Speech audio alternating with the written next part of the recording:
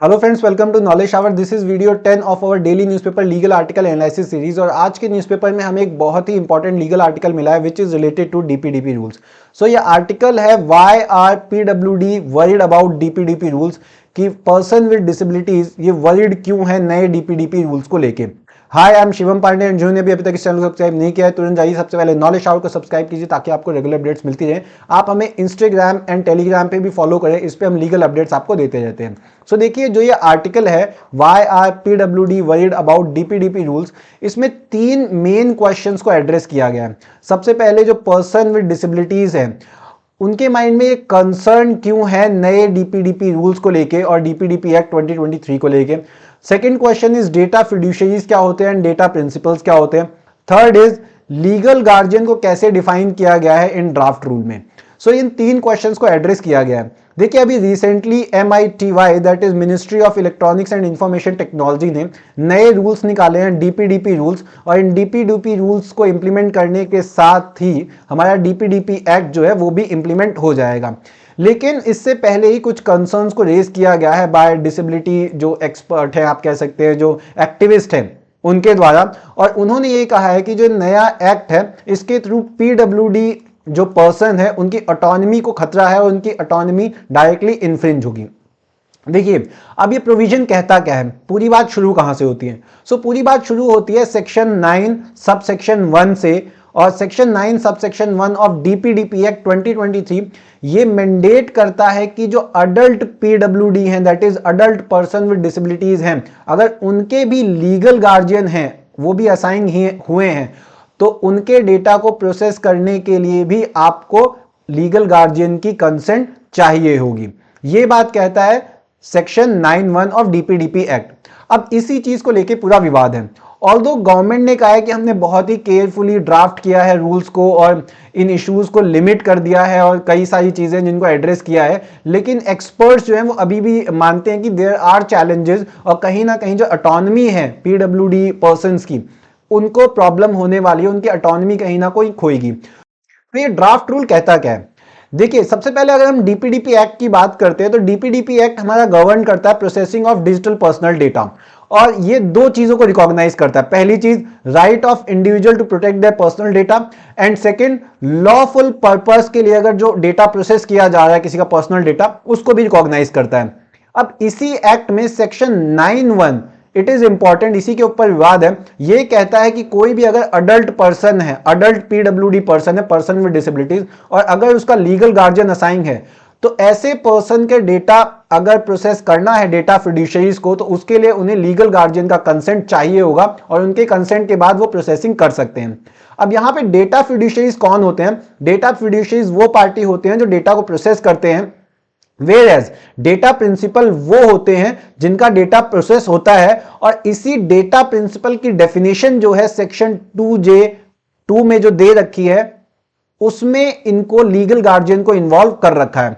अब यहीं पे पूरा विवाद आ जाता है कि जो ड्राफ्ट रूल है, अगर हम ड्राफ्ट रूल की भी बात करें तो ड्राफ्ट रूल में the government has proceed to set out the rule that will govern this particular act, और इसमें रूल 10 जो है वो इसकी बात करता है कि 9(1) के थ्रू जो लीगल गार्जियन है और जो डेटा प्रोसेस होगा वो कैसे होगा, जिसमें रूल 10 क्लॉज 2 क्या कहता है कि जो डेटा फिड्यूशरीज है उनको एक वेरीफाइएबल कंसेंट लेना पड़ेगा डेटा फिड्यूशरीज के जो लीगल गार्जियन है उनसे, और वो जब ड्यू डिलिजेंस ऑब्जर्व करने के बाद और उन गार्जियंस को वेरीफाई करने के बाद, कौन से गार्जियंस को हुआ अपॉइंटेड बाय द कोर्ट और डेजिग्नेटेड अथॉरिटी या लोकल लेवल कमिटी, जो पीडब्ल्यूडी कैंडिडेट्स हैं उनके डेटा को प्रोसेस कर सकता है अगर वो लीगल गार्जियन कंसेंट दे देते हैं तो। अब इसी के अगला जो सब सेक्शन है वो बात करता है कि जो डिसेबिलिटीज हैं वो दो एक्ट से गवर्न होंगी। सबसे पहला एक्ट है RPWD एक्ट 2016 और दूसरा है NT एक्ट 1999। अब इन दोनों ही एक्ट में जो पीडब्ल्यूडी है उनको अलग अलग तरीके से डिफाइन किया गया है।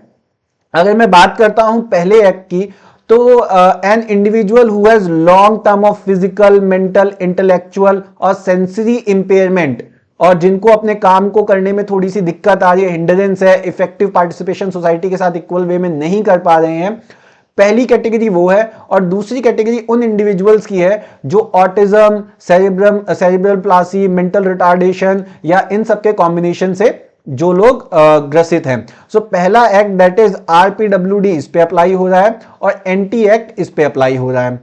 और इसी की जब हम बात करते हैं, यहीं पे क्वेश्चन रेज हो जाता है कि अब कंसेंट जो है, क्या ये कंसेंट जो है ऑटोनमस वे में पीडब्ल्यूडी कैंडिडेट्स दे पा रहे हैं, या फिर ये पूरा और पूरा लीगल गार्जियन पे डिपेंड कर रहा है, क्योंकि प्रैक्टिकली क्या हो रहा है कि लीगल गार्जियन ही सारा डिसीजन ले रहे हैं। अब इसमें क्वेश्चन आता है हाउ डू पीडब्ल्यूडी वर्क्स। सो जो गार्जियनशिप है पीडब्ल्यूडी में कैसे वर्क करता है, मैं आपको बता ही चुका हूं। आरपीडब्ल्यूडी एक्ट 2016 और एंटी एक्ट 1999 दोनों से गवर्न होता है।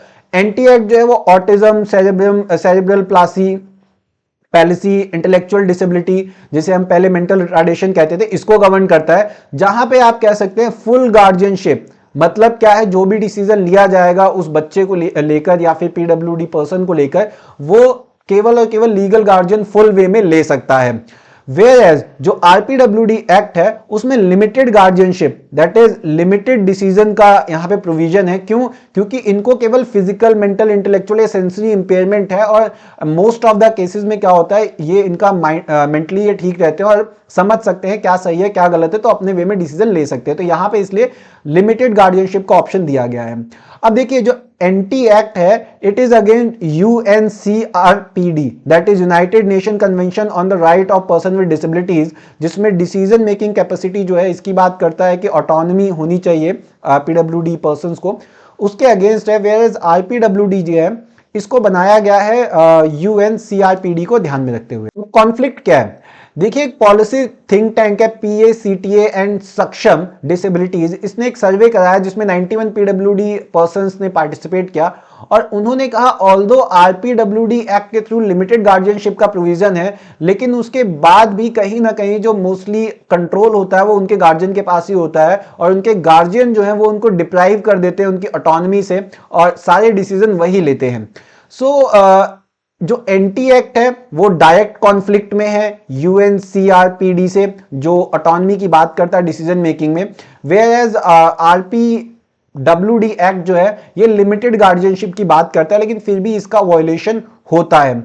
अब ये जो कंसर्न है इसकी मैं अगर बात करता हूं तो how the consent clause can be implemented in case where guardianship law is in dissonance with UNCRPD, that is ये जो पर्टिकुलर कंसेंट क्लॉज है इसको कैसे आप इंप्लीमेंट करेंगे।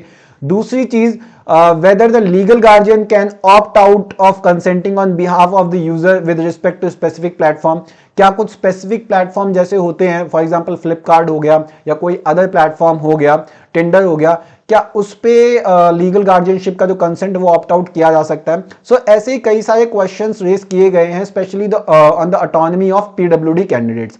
अब देखिए जब मैं बात करता हूं इस पूरे आर्टिकल की, तो इसमें सेक्शन 9 की बात हुई है digital personal data protection act की, जो बात करता है पर्सन विद डिसेबिलिटीज अगर वो अडल्ट भी हैं और उनका लीगल गार्जियन अपॉइंट है तो उनके डिसीजन मेकिंग में बेसिकली कंसेंट के लिए डेटा फिडुशियरी को अगर कंसेंट देना है तो लीगल गार्जियन की कंसेंट चाहिए होगी। वेयर अब देखिए जो हम बार बार बात कर रहे हैं डीपीडीपी रूल की, डीपीडीपी रूल की बात कर रहे हैं, तो डीपीडीपी रूल बनाने का राइट किसको है, basically power to make such rule ये सेंट्रल गवर्नमेंट के पास है और सेंट्रल गवर्नमेंट ही नोटिफाई करेगा इसको, और ये पावर उसे मिली है डीपीडीपी एक्ट के सेक्शन 40 के थ्रू। अब देखिए जो डीपीडीपी एक्ट है जैसा मैं आपको बता चुका हूं अभी तक एनफोर्स नहीं हुआ है, और ये एनफोर्स कब होगा, जब डीपीडीपी रूल्स बन जाएंगे और उसके साथ ही इसको एनफोर्स किया जाएगा। और डीपीडीपी रूल्स हमारे आप देख सकते हैं इसको पोस्ट किया गया था 5 जनवरी को ताकि लोगों का सजेशन लिया जा सके इस पे। अब इसके अगर मैं इंट्रोडक्शन की बात करूं इस रूल की, तो देखिए इसका एम ये है कि ये सेफगार्ड करे citizens right for the protection of their personal data. Second, it basically seeks to optimise digital personal data protection act, और डिजिटल प्रोटेक्शन डेटा एक्ट को भी ये एनफोर्स करना चाह रहा है। ये एम्पावर कर रहा है सिटीजन को ताकि रैपिड ग्रोथ भी हो सके डिजिटल इकोनॉमी में। साथ के साथ ये प्रोटेक्ट कर रहा है सिटीजन्स के right according to DPDP act. और एक बहुत इंपॉर्टेंट चीज है कि ये अचीव करना चाहता है right balance between regulation and innovation. देखिए लोगों के हम राइट्स को तो प्रोटेक्ट करें ही करें, साथ साथ इनोवेशन को भी हम एक नई दिशा दें, उसके लिए भी ये बड़ा इंपॉर्टेंट रूल है। और कुछ स्पेसिफिक चैलेंजेस हैं उनको भी ये एड्रेस कर रहा है, जैसे unauthorised commercial use of data. कई बार क्या होता है, आपके डेटा को यूज करके प्रोसेस कर दिया जाता है और मार्केटिंग के लिए यूज कर दिया जाता है या फिर बेच दिया जाता है। सो वो भी बड़ा इंपॉर्टेंट होने वाला है। अब की फीचर्स की मैं बात करता हूं, इसके सबसे पहली चीज ये है, ये सिटीजन्स को इंपॉर्टेंट दे रहा है और सिटीजन्स को heart of the data protection framework पे रख रहा है। दूसरी चीज, डेटा फिड्यूशरीज जो हैं वो क्लियर एंड एसेसेबल इंफॉर्मेशन देंगे कि उनके जो डेटा प्रोसेस होने वाला है वो कैसे प्रोसेस होगा और क्या क्या चीजें होने वाली है, और कंसेंट जो हो वो इन्फॉर्म्ड कंसेंट हो। सिटीजन्स को इसमें एम्पावर किया गया है राइट टू डिमांड इरेजर, वो अपने डेटा को इरेज करने की डिमांड भी कर सके। मान लीजिए कोई फेक न्यूज फैल गई है तो उसको इरेज करने की भी वो बात कर सकते हैं। साथ के साथ ये रूल एम्पावर कर रहा है सिटीजन्स को और उनको ग्रेटर कंट्रोल दे रहा है उनके डेटा के ऊपर। अब डेटा फिड्यूशरीज का नहीं बल्कि डेटा जिसका है उसका, डेटा सब्जेक्ट्स का कंट्रोल ज्यादा होगा, और इन्फॉर्म्ड कंसेंट इरेजर की बात करें और ग्रीवियंस रिट्रेसल मैकेनिज्म की इसमें अच्छे से बात की गई है। साथ के साथ पेरेंट एंड गार्जियन को एम्पावर किया गया है to ensure online safety of their children. क्या होता है, कई सारे अडल्ट कंटेंट्स चला दिए जाते हैं, सो इसलिए अपने चिल्ड्रंस की ऑनलाइन सेफ्टी के लिए भी इसमें बात कही गई है, पेरेंट्स और गार्जियन को एम्पावर किया गया है। So these are few basic points about DPDP Act and DPDP rules। और आज का हमारा क्वेश्चन है, DPDP Act 2023 received President's assent on। So this is your question, answer in the comment section। Thank you so much for watching। Please like, share and subscribe। Thank you।